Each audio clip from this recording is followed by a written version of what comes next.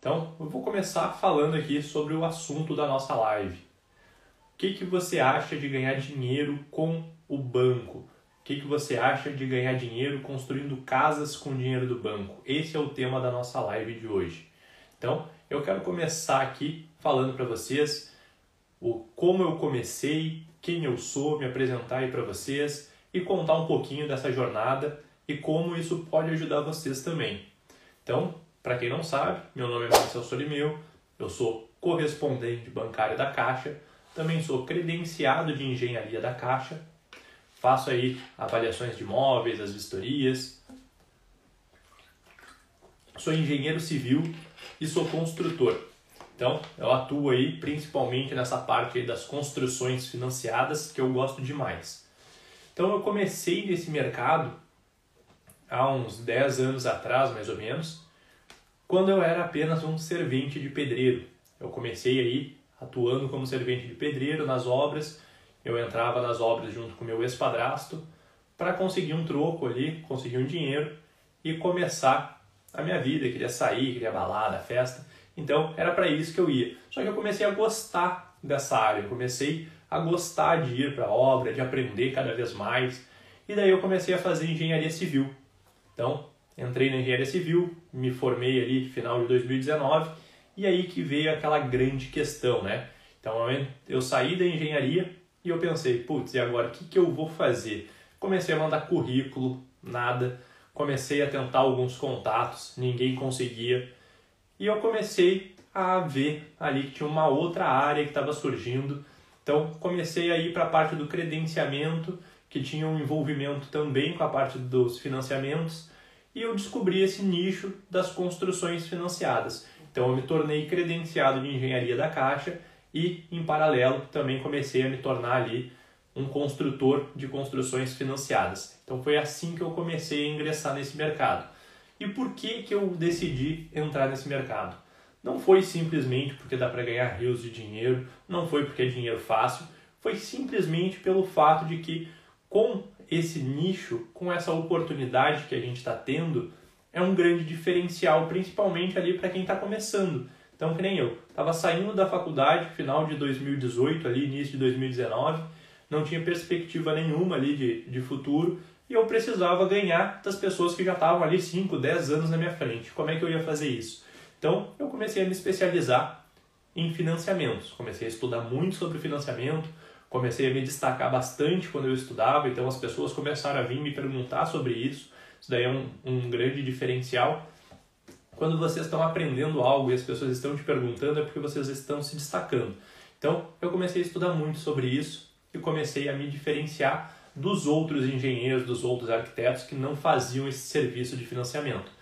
Então, quando alguém chegava para mim, Marcel, eu quero fazer uma construção, só que eu estou sem recursos, tu consegue? Aí eu, claro, vamos lá, vamos fazer uma simulação, e ali a gente começava. Então, foi assim que eu comecei nesse mercado, e eu aconselho vocês também começarem por aí, porque é um grande diferencial, principalmente para quem está aí nesse início que não está conseguindo. Então, é um grande diferencial para vocês colocarem isso na empresa de vocês, e para quem já está trabalhando, já está atuando aí no mercado, é um grande diferencial.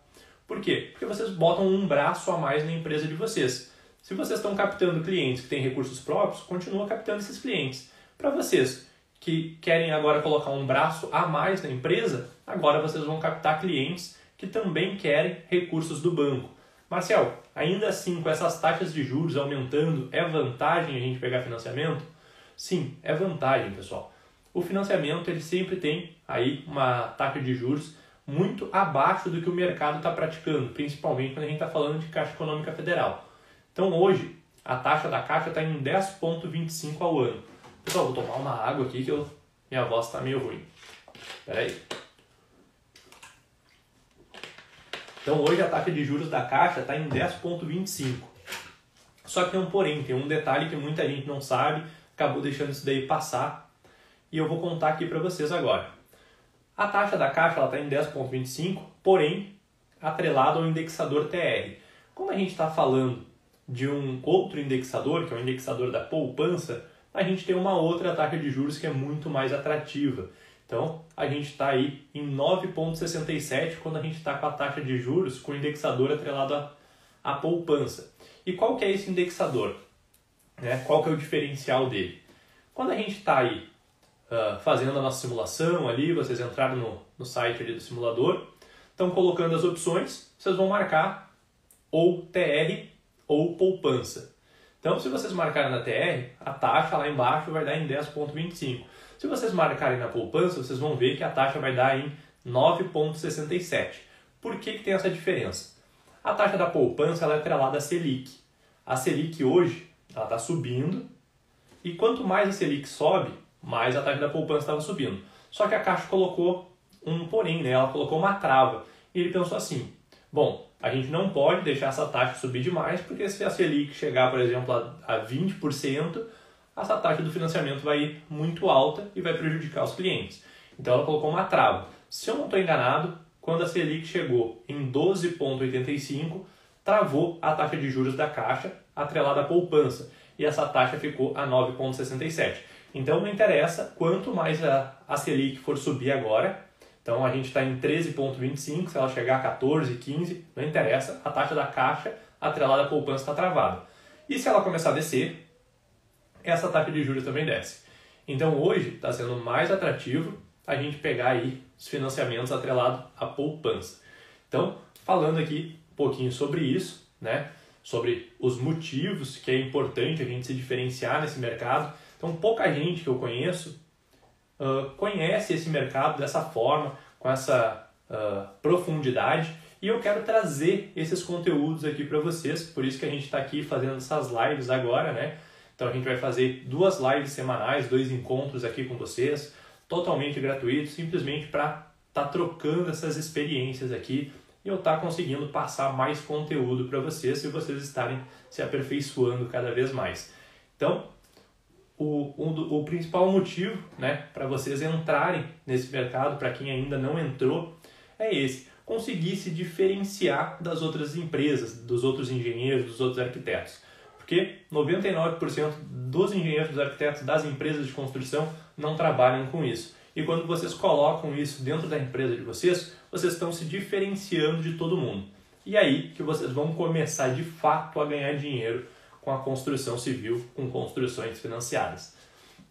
Então isso daqui é um assunto para uma próxima aula também. Não existe só uma forma de ganhar dinheiro, né, de fazer dinheiro com construções financiadas. Eu vou explicar muito mais isso daqui para vocês ao longo das próximas lives, mas é importante que vocês saibam que a principal forma é essa, construir casas, construir tanto para clientes quanto para vender. Então, vamos tomar mais água, que a água é importante. Falei aqui já, né, como eu comecei, falei um pouco aqui também do porquê é importante. E agora vamos lá, quais são os primeiros passos, Marcel, para eu que estou entrando agora, que estou começando? Então, o primeiro passo é vocês se dedicarem a aprender a fazer uma boa simulação. A gente vai fazer encontros aqui só sobre esse assunto. Esse é um assunto muito importante. Então, vocês vão aprender a fazer simulações de crédito. É a primeira coisa que o cliente de vocês vai solicitar. Então, aprendendo a fazer simulações. Eu coloquei uma simulação hoje ali nos meus stories também. Para quem quiser, pode ir lá olhar depois. Vou aproveitar e pedir para vocês que estão entrando aqui. Tem um aviãozinho aqui embaixo na tela. Clica no aviãozinho e manda aí para os teus amigos, para o pessoal que vocês conhecem, que acompanha aí a parte de financiamentos. Manda para todo mundo, que é importante aí para ajudar a gente. Então, a gente faz aí, primeira coisa, simulação do crédito.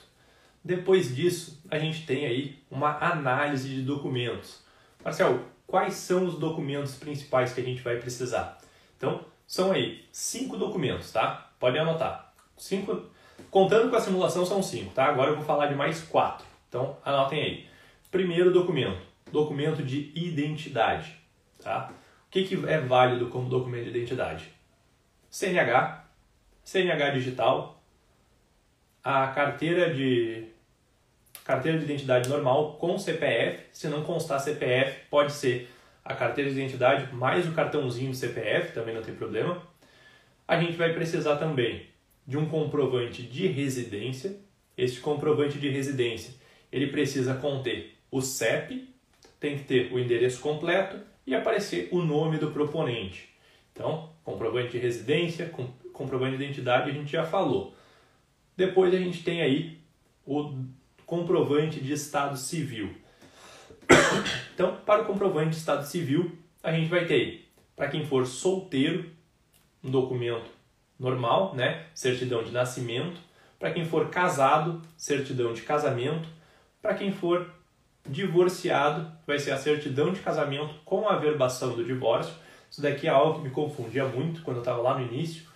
Começava, tá, mas o que a pessoa precisa me mandar se ela for divorciada? Porque eu nunca tinha visto uma certidão de divórcio, né? Eu achei que era um documento diferente. Mas não, é simplesmente a certidão de casamento e lá embaixo vai ter um campo escrito que a pessoa se divorciou na data tal e assim por diante. Então, é a certidão de casamento com essa averbação do divórcio. Se a pessoa for aí, se a pessoa tiver uma união estável, tá? Isso acontece muito. É válido ou não é válido? Para a Caixa, isso é a mesma coisa que nada, tá? A união estável ali não é válido como um comprovante, então vocês vão simplesmente ignorar e vão pegar a certidão de nascimento dessa pessoa. Para a Caixa são 2 proponentes solteiros. Então, a gente tem aí também, agora, o mais importante deles, que é o comprovante de renda. A gente tem aí os 3 principais comprovantes de renda, que é imposto de renda, contra-cheque e prolabore. Vou dar uma resumida aqui para vocês. Então, falando agora sobre o imposto de renda. O que é válido no imposto de renda, né? O imposto de renda ele tem que ser entregue dentro do prazo, podendo passar 30 dias após a data limite. Então, esse ano foi até maio e a data após, né, esses 30 dias foi junho. Então, a gente tem aí esses prazos que a gente tem que respeitar. Passou desse prazo, pode fazer? Não, não pode mais, só no ano seguinte. Então, a gente tem que ficar atento a isso.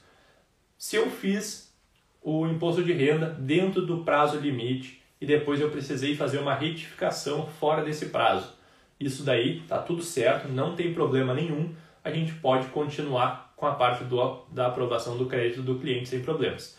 Detalhes importantes ainda do imposto de renda. Quando vocês forem encaminhar para aprovação, vocês conseguem estar encaminhando aí o imposto de renda original, vocês podem mandar também o recibo, podem não, né? Tem que mandar também o recibo original. Se tiver retificações, vai mandar a retificação e o recibo da retificação. Se tiver mais de uma retificação, manda original mais recibo, retificação 1 mais recibo, retificação 2 mais recibo e assim sucessivamente. Não pode esquecer de mandar sempre fugiu a palavra? A declaração mais o recibo. Então isso daí é muito importante. Depois a gente tem aí o prolabore. Prolabore, a gente tem que encaminhar sempre os 3 últimos contra-cheques do prolabore, as 3 últimas DARFs pagas, que é o imposto que está relacionado ao prolabore. Prolabore, para quem não sabe, é o imposto, né? É o salário do empresário. Então, pessoa que tem uma empresa, pessoa que tem ali seu CNPJ, normalmente o contador fala para essa pessoa fazer um prolabore. Esse prolabore, muitas vezes o contador indica que faça ali de um salário mínimo. Para a Caixa isso não aceita, tá? Porque esse salário mínimo ele é isento de imposto. Então, para a Caixa é só o que estiver pagando imposto. Então, vai colocar ali um prolabore, por exemplo, de 5 mil, vai estar pagando a DARF, aí já é válido, aí a gente consegue utilizar. Depois disso, a gente tem o principal, né? O principal ali é o contra-cheque, é o que é mais prático. Muita gente aí é CLT, então a gente acaba tendo aí uma facilidade muito maior desse documento. Então, com o contra-cheque, a gente vai precisar ali dos 3 últimos contra-cheques. Caso a pessoa tenha começado a trabalhar ainda naquele mês, a gente pode utilizar apenas um contra-cheque. O ideal é que sempre mande 3 para o correspondente, porque fica uma forma mais fácil dele fazer a análise. E a gente não precisa estar prejudicando aí a vida do correspondente, vamos facilitar. Para quem não sabe, eu sou correspondente também. Eu quero ajudar vocês e vocês me ajudam. Então, vamos fazer isso. Enviem sempre os 3 últimos contra-cheques aí para o correspondente de vocês conseguir fazer uma boa análise.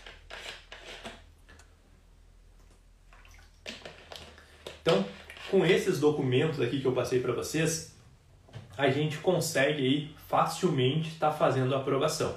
Tem mais alguns detalhes aqui que eu vou passar agora rapidinho com vocês, que é, por exemplo, sobre o imposto de renda. Vamos voltar lá para o imposto de renda.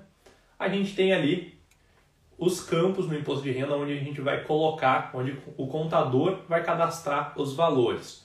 Então, tem um campo que vocês podem esquecer, tá? Sempre avisem o cliente de vocês, não coloca nada aqui que não é aceito. São dois desses campos, tá? A renda que vier da parte rural, a Caixa não considera. E tudo que tiver no campo pensão alimentícia e outros, a Caixa também não considera. Então, esses dois campos aí, se tiver, vocês podem mandar o cliente retificar, informa o cliente que a Caixa não vai aceitar esses valores. Se vocês tiverem ali em trabalho não assalariado, aluguel, esse tipo de coisa, vocês vão precisar mandar também os 3 últimos extratos bancários. Então a Caixa ela vai precisar ver se aquele valor informado no imposto ele é real. E para ela conseguir fazer essa mensuração, ela vai precisar dos extratos para ver se a pessoa tem aquela movimentação. Às vezes o pessoal informa ali, eu ganho 5 mil reais de aluguel. Então, me dá os teus extratos aqui, deixa eu ver. A Caixa também vai pedir alguns outros documentos complementares do imóvel, contrato de locação, para ver se é real. Depois, a gente tem ali também o Prolabore que eu estava falando. Prolabore, além de mandar os 3 últimos contra-cheques do Prolabore, as 3 últimas DARFs, a Caixa ela vai solicitar que mande os 3 últimos extratos bancários. Porque é um documento muito fácil de ser forjado, falsificado, digamos assim. Então a Caixa precisa ter a segurança que aquela pessoa realmente tem aquela renda. Então, dessa forma, com a movimentação bancária, a Caixa consegue verificar. Então, dito isso, pessoal, eu acho que a gente passou aqui pelos passos principais do processo de financiamento ali, que são por onde vocês devem começar. Então, simulação e depois aprender sobre esses documentos, né? Os documentos são comprovante de renda, comprovante de estado civil, comprovante de residência e o documento de identidade. E a gente tem aí o motivo principal que vocês devem entrar nesse mercado. O motivo principal é justamente vocês estarem se diferenciando da concorrência. Então, o mercado da construção civil é um mercado extremamente competitivo. Então, se vocês saíram agora da faculdade, vocês vão tentar entrar no mercado de trabalho ali, vão mandar currículo, vai ser muito difícil. Então, porque foi exatamente isso que aconteceu comigo, por isso que eu estou falando isso daqui para vocês. Quando a gente consegue aí achar uma área e começar a se destacar nela, e as construções financiadas é algo que o pessoal ainda não viu com um grande potencial, a gente tem muito mercado para trabalhar, muito mercado mesmo. Então, eu aconselho que vocês estejam aí se dedicando, investindo tempo para estudar em construção financiada, porque você vai ter um grande diferencial na vida de vocês. Eu posso dizer com certeza, as construções financiadas elas mudaram completamente a minha vida, tá? Então, eu saí de ganhar 0 para estar ganhando mais de 20 mil reais por mês hoje com construções financiadas. Então, eu não tenho problema de falar sobre faturamento aqui com vocês. Então, isso daqui é algo bem tranquilo para mim. E eu realmente saí do 0 para hoje estar com mais de 20 mil. Então, isso daqui é algo que para mim é fantástico e eu quero cada vez mais compartilhar isso daqui com vocês. Pessoal, dito isso, quero convidar vocês aí para a nossa próxima live, que vai ser no dia... O dia fugiu agora da minha cabeça, vai ser na quinta-feira, tá? Às 19h20, então deixa anotado aí. Sempre eu vou ir trazendo conteúdos novos. Hoje foi uma live aqui mais de aquecimento, simplesmente para eu começar a passar alguns conteúdos para vocês, até para a gente conseguir começar a interagir. Então já deixa marcado aí para a próxima aula, na quinta-feira, às 19h20. Depois eu vou colocar aqui uma outra caixinha para vocês anotarem. E eu quero saber de vocês agora, se vocês têm dúvidas, quais as dúvidas que vocês têm, coloca aí que eu vou ajudar todo mundo que está aqui, quero ajudar vocês.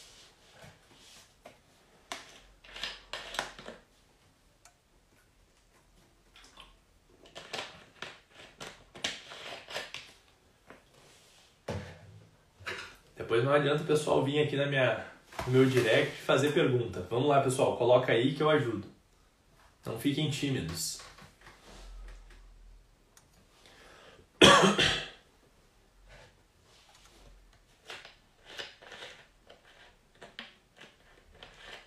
Então, pessoal, se a gente não tem perguntas hoje aqui, a gente vai finalizar a nossa live. Ó, perguntas chegando, pera aí.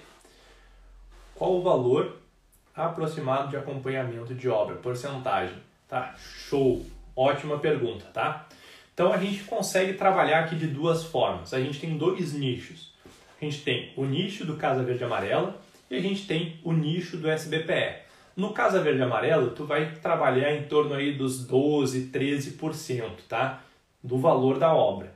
Quando a gente está falando de SBPE, a gente pode chegar muito mais do que isso. Então, eu trabalho com 20%, tá?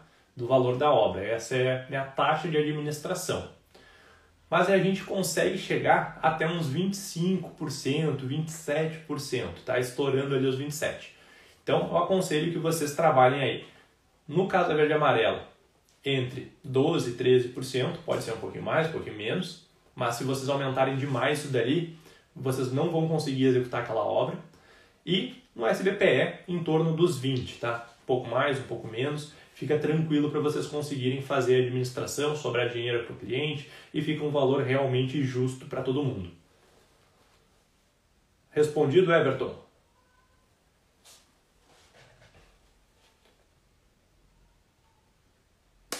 Correspondente pode atuar em qualquer agência? Sim, correspondente ele pode atuar em qualquer agência, tá?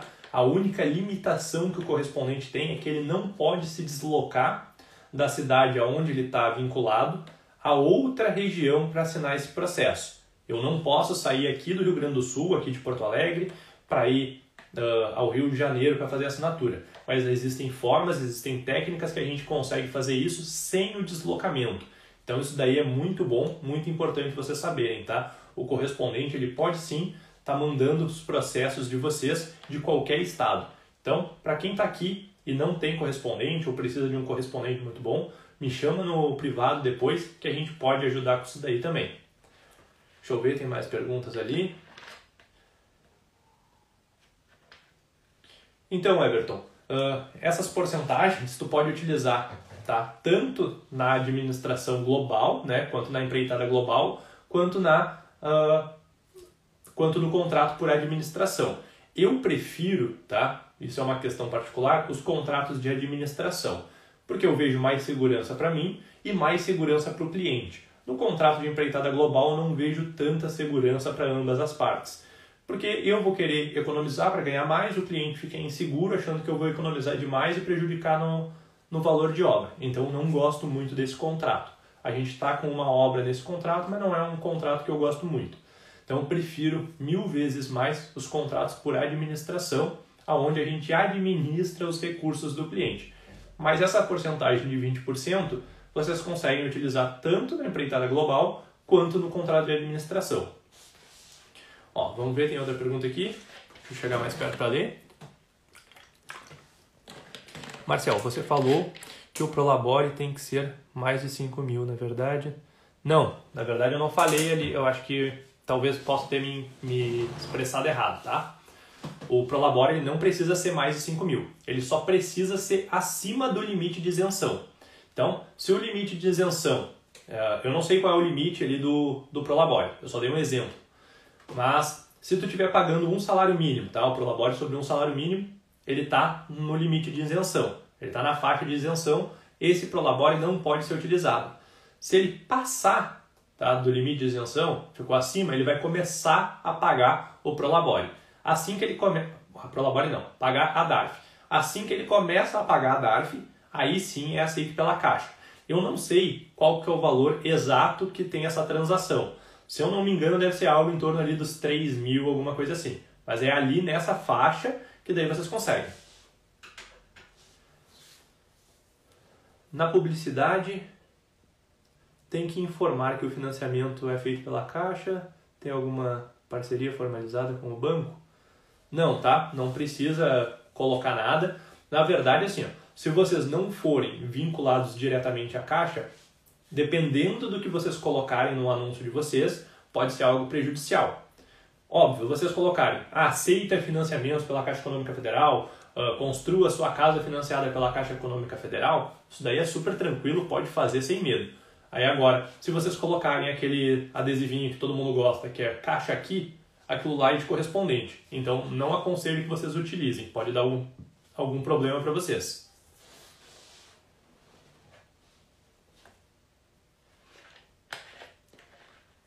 Mais alguma? Mais alguma pergunta?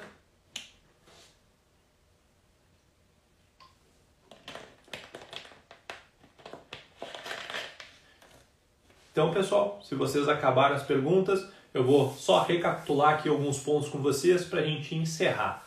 Então, o que a gente viu hoje, né? O porquê que foi importante entrar nesse nicho, para vocês terem um grande diferencial e conseguir se destacar aí dos outros engenheiros, outros arquitetos que estão há mais tempo. Então, por isso, muito importante vocês terem aí uma especialização, podendo ser aqui as construções financiadas, uma forma rápida, prática de vocês conseguirem se destacar nesse mercado. Foi assim que eu fiz e é assim que eu quero ensinar para vocês a fazerem também. Então, falamos também aqui dos pontos principais, né, por onde vocês devem começar. Simulação de crédito, análise de documentos, que são documento de renda, documento de estado civil, documento de residência, documento de identidade. Então, esses documentos aí a gente consegue estar fazendo a aprovação do crédito.